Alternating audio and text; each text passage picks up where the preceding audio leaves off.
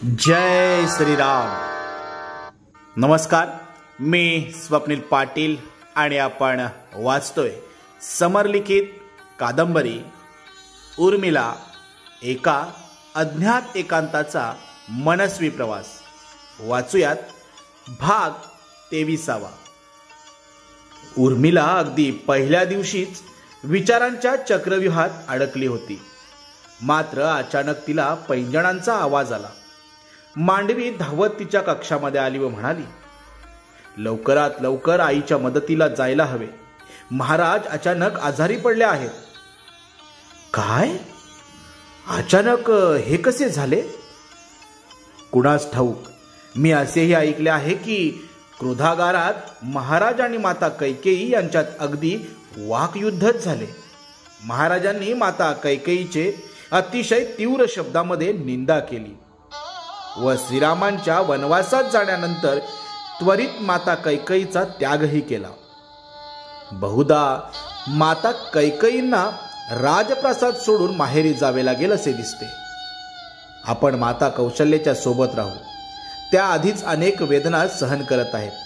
आता महाराजांची सेवा करणेही त्यांनाच भाग आहे. आपण त्यांची मदत करायला हवी. मांडवी वेगाने श्वासोच्छवास करत म्हणाली, हो, आपण त्यांच्यासोबतच राहूया. तू पुढे हो, मी आलेच. बरं, मी श्रुतकीर्तीलाही बोलावते. मांडवी कक्षाबाहेर गेली. उर्मिलेने स्वतःला सावरले. लक्ष्मणाच्या जाण्याचे दुःख विसरून आता महाराज दशरथांची, राणी कौसल्या आणि राणी सुमित्रा यांची काळजी घेणे तूर्त आवश्यक होते. तिला दुःख तात्पुरते त्या खोलीतच सोडून राणी कौसल्याला आधार देण्याकरता जायचे होते. तसेच भरतांनी राणी कैकेयीला प्रासादाबाहेर हाकलले.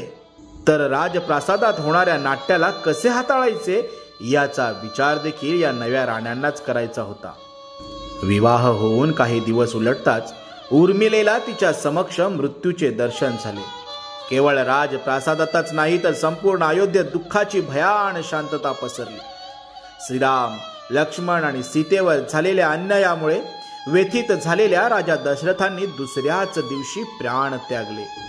एका दिवसातच विवाह ठरणे, दुसऱ्या दिवशी मिथिलेला कायमचा निरोप देणे, काही दिवस सुखाचा उपभोग घेणे, अचानक पतीचे 14 वर्षांसाठी वनवासामध्ये जाणे आणि आता महाराज दशरथांचा मृत्यू, या अत्यंत भिन्न घटना काही दिवसांच्या कालावधीतच उर्मिलेच्या आयुष्यात घडल्या. आयुष्याने केवळ एक नव्हे तर अनेक वळणे घेत उर्मिलेला दुःखाच्या क्षितिजावर आणले.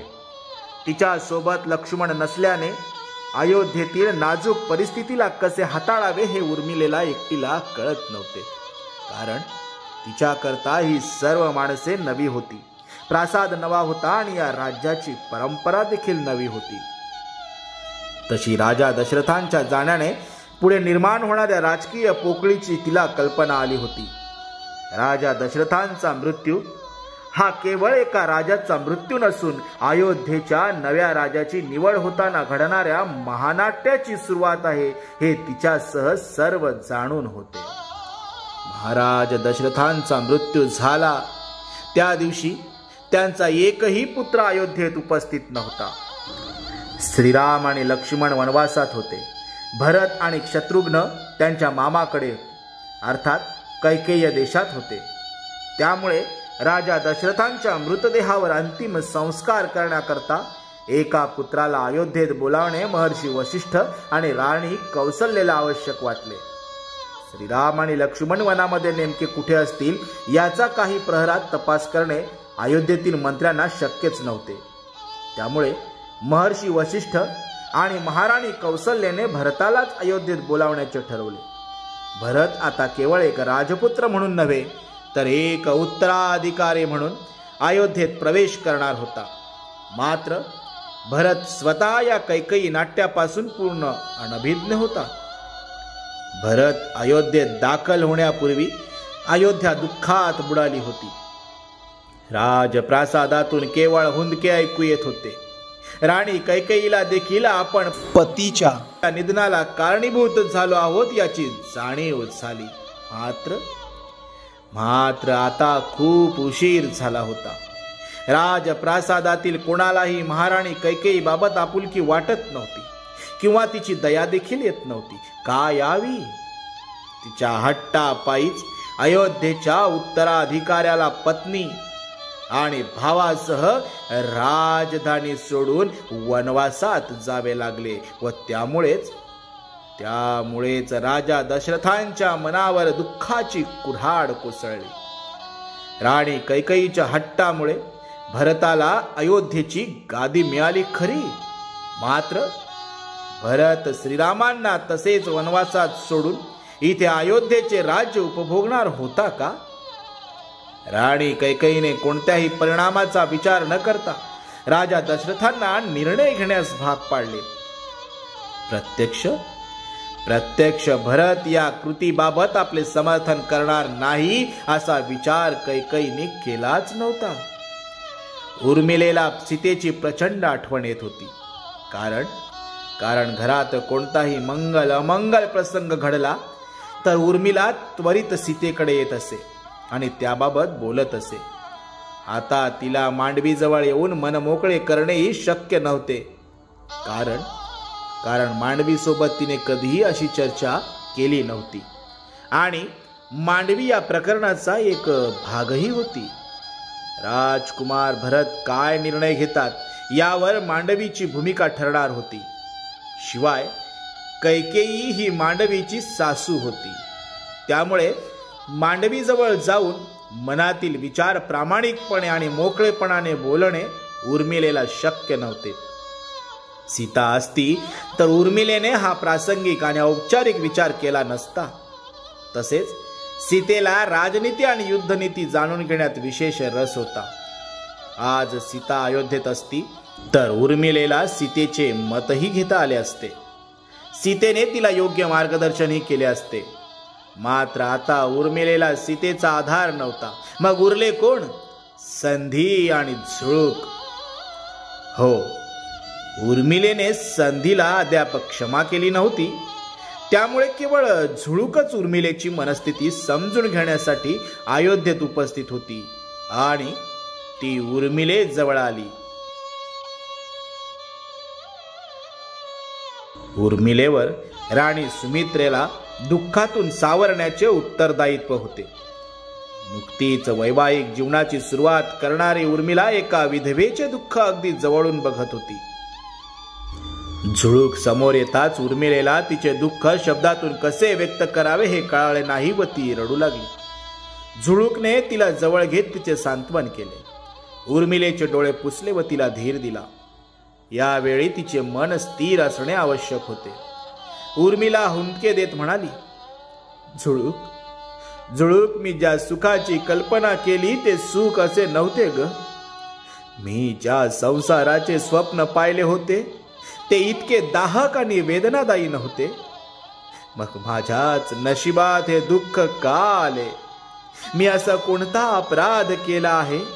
आता मी काय करू? मला सर्व काही सोडून खूप दूर जावेसे वाटते झुळूक. नको मला हा संसार, नको हे ऐश्वर्य, नको काहीही नको. कितीही प्रयत्न केला तरी तुझे दुःख मला समजणार नाही हे खरे असले तरी उर्मिला, मी तुला तुटू देणार नाही, असे खचू देणार नाही. ही जीवनातील सर्वात अवघड आणि कठोर परीक्षा आहे असे समज. उर्मिला, या परीक्षेत तुला केवळ उत्तीर्ण व्हायचे आहे. तुला कुठलेही विशेष नैपुण्य दाखवायचे नाही, तर केवळ शांत राहायचे आहे. किंबहुना या परिस्थितीत शांत राहणेच असामान्य आहे. या परीक्षेत उत्तीर्ण होताच तुझे जीवन आनंदाने भरणार आहे असा विचार कर. उर्मिलेचे सांत्वन कसे करावे हे खरं तर झुळूकलाही व्यवस्थित कळत नव्हते. तिने सुचेल ते बोलून उर्मिलेत सकारात्मकता देण्याचा प्रयत्न केला. माझे प्राणनाथ मला सोडून वनवासात गेले आहेत. महाराज दशरथांच्या असे अकाली मिथिलेत वैवाहिक जीवनाचे स्वप्न पाहून मी नकळत निराशेलाच आमंत्रण देत आहे. आता मी कोणतेही स्वप्न पाहणार नाही. मुळात स्वप्न पाहणाऱ्या व्यक्तीचे वर्तमान शाबूत असावे लागते. माझे वर्तमान आणि भविष्य दोन्ही उद्ध्वस्त झाले आहे. उर्मिला, तुला असे वाटणे अत्यंत स्वाभाविक आहे, पण इतक्या तीव्र वेदनेत कळवळतानाही कोणताही टोकाचा निर्णय घेऊ नये. तुझ्या नशिबी आलेले दुःख सहन करणे अत्यंत अवघड आहे हे मी जाणते. पण उर्मिला, मी केवळ इतकेच सांगत आहे की तू कशाचाही विचार फार करू नकोस. काळ लोटला की हे दुःख आपोआप ओसरेल. त्या पलीकडे मी काय करू शकते झुळूक? माझ्या जीवनाची सर्व सूत्रे मी नियती आणि काळाच्या अधीन केली आहेत. किंबहुना माझ्या जीवनाची सूत्रे मी कुणाच्या हाती द्यावी हा निर्णयही मला घेता येत नाही ग. इतकी हतबलता माझ्या वाट्याला यावी असे मी कोणते पातक केले आहे जुळू? काळाने माझ्या या एका प्रश्नाचे उत्तर द्यावे. उर्मिलेच्या प्रश्नांची उत्तरे झुळूक देऊ शकत नव्हती. तरीही तिने उमजेल तसं उर्मिलेला समजावण्याचा प्रयत्न सुरू ठेवला. अगं, खरं तर म्हणजे असंख्य स्त्रियांना दुःखाला सामोरे जावे लागते. अर्थात तुझे दुःख त्यांच्यापेक्षा कमी आहे असे मी मुळीच म्हणत नाही उर्मिला. पण तू तुझ्या सासूकडेच बघ. त्या आता कुणाकडे बघत जगतील? त्यांच्या वृद्धत्वाला मुलांशिवाय दुसरा कोणता आधार उरलाय? तू असा विचार कर की 14 वर्षांनी का होईना तुझी आणि श्री लक्ष्मणांची भेट होणार आहे. हा काळ खूप मोठा आहे, मान्य, पण तुझ्यासारखी संयमी आणि विवेकी युवतीच हे सहन करू शकते. म्हणूनच नियतीने तुला या कथेत समाविष्ट केले असेल. तुझ्या त्यागामुळे काही फार चांगले होणार असेल. तुझा त्याग व्यर्थ ठरणार नाही उर्मिला. झुळूक, मला या भ्रामक कल्पनांमध्ये गुंतवण्याचा प्रयत्न करू नकोस. माझे पती वनात निवास करणार आहेत. तिथे अनेक राक्षस, हिंस्र पशु आणि पिशाच वावरत असतील. त्यांना दिवस रात्र स्वतःची सुरक्षा करावी लागत असेल. उर्मिला काही पुढे बोलणार तितक्यात दारावर कडीचा आवाज झाला. दासीने कक्षात प्रवेश केला व संधी उर्मिलेला भेटायला आली आहे असे सांगितले. उर्मिला आणि झुळूक प्रासादाच्या प्रवेशद्वाराजवळ गेल्या. उर्मिलेने सर्व दासी आणि रक्षकांना प्रवेशद्वाराजवळ न येण्याची सूचना दिली. प्रवेशद्वारातच एक पातळ पांढरा कपडा लावण्यात आला. उर्मिलेला संधीचा चेहरा पाहण्याचीही इच्छा नव्हती. का आली आहेस इथे? उर्मिलेने विचारले. मला तुझे दुःख जाणवत होते. मीच तुझे दुःख समजू शकते. मी इथे का आले आहे हे तुलाही ठाऊक आहे उर्मिला. चल, तू जो निश्चय केला आहेस तो पूर्ण कर. तुला इथे थांबण्याची काहीच आवश्यकता नाही, संधी सौम्य आणि निश्चयी स्वरात म्हणाली. उर्मिलेला संधीचा राग येण्याऐवजी संधीचा हात धरावा आणि प्रासादातून बाहेर पडावे असे वाटले. पण नाही, नको. उर्मिलेत आता कुठलीही मर्यादा किंवा सीमा ओलांडण्याचे बळ नव्हते. ती असहाय्य आणि हतबल झाली होती. संधीच्या प्रस्तावाचा स्वीकार करण्याची इच्छा लपवत उर्मिलेने कृत्रिमपणे संधीला सुनावले. माझी बाल मैत्रीण झुळूकही माझे दुःख पूर्णपणे समजू शकत नाही, तर तू कसे समजू शकतेस संधी? मला इथून कुठे नेणार आहेस? तुझ्याजवळ न संपत्ती आहे न सत्ता. माझ्याजवळ निश्चय आणि हिंमत आहे. उर्मिला, दुर्दैवानं तुझ्यात या दोन्ही गोष्टी सुद्धा नाहीत, हो ना? मग कसला विचार करतेस? चल. संधीचा प्रस्ताव ऐकून विचारात पडलेल्या उर्मिलेकडे बघत झुळूक म्हणाली. उर्मिले, तू तिचे बोलणे ऐकू नकोस. ही केवळ स्वार्थाचा विचार करत आहे. उर्मिले, तुझ्या आसपास असणाऱ्या सर्वांनी स्वार्थाचाच विचार केला, मग तू स्वार्थाचा विचार केलास तर काय झाले? क्षमा कर, पण मी तुझ्या वडिलांबाबत बोलत आहे. पण त्यांनी एका अज्ञात राजकुमाराशी तुझा विवाह लावला तेव्हा त्यांनी स्वार्थच पाहिला. माझी कन्या एका मोठ्या साम्राज्याची सून होईल. सीतेच्या विवाहासाठी जितका खटाटोप करावा लागला तितका तुझ्यासाठी करावा लागणार नाही. हा स्वार्थी विचार नाही का? तुझ्या पतीनेही परस्पर वनवासात जाण्याचा निर्णय घेतला तेव्हा त्याने तुझ्याकडे कुठे लक्ष दिले? त्याचे बंधुप्रेम हा एका अर्थी त्याचा स्वार्थच होता. आता तुझी वेळ आहे. एका क्षणात तू या दुःखातून मुक्त होशील. संधीने उर्मिलेला मुक्तीचे आमिष दाखवले. मुक्तीचे आमिष हे विश्वातील सर्वात प्राचीन आमिष आहे.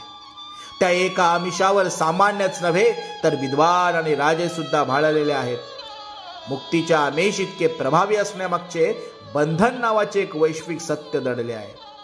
स्वातंत्र्याचा अभावच मुक्तीची महत्वाकांक्षा निर्माण करतो व ती महत्वाकांक्षा इतकी आंधळी असते की मनुष्याला ती कोणत्याही मार्गाकडे नेऊ शकते. मुक्ती कुंडलिनी प्रमाणे शक्तिशाली मात्र नाजूक असते. तिला प्राप्त करण्याची पद्धत अत्यंत नाजूक असते. कुठेही कमी जास्त झाले अथवा घाई झाली तर मनुष्य सर्वस्व गमावू शकतो. उर्मिलेच्या मनातही नकळत या मुक्तीची महत्वाकांक्षा जागृत झाली. ती साध्य करण्यासाठी संधीचा प्रस्ताव ही उर्मिलेसमोर होता, किंतु तिच्या मनातला विवेकाचा दीप विझला नव्हता. त्याच्या प्रकाशामुळेच उर्मिलेला तिच्या वाटेतील आमिषाचे चकवे स्पष्टपणे दिसू शकत होते. किंतु जे कळते ते सहजासहजी वळत नाही आणि म्हणून संधीचा प्रस्ताव हे एक आमिष आहे, मृगजळ आहे हे ठाऊक असूनही उर्मिला